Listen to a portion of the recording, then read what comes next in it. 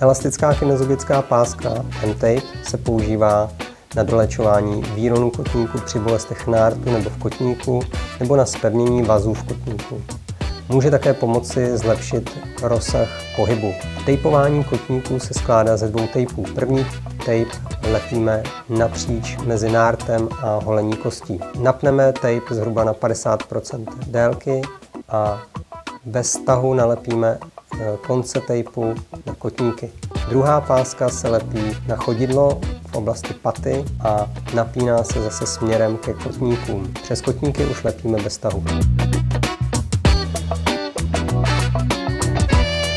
Elastická kinezologická páska M-Tape vydrží na dolní končetině až týden. V případě, že ji chceme sundat, nejprve ji navlhčíme a potom rolujeme po směru ochlupení. Sundáme opatrně, abychom nepoškodili pokožku.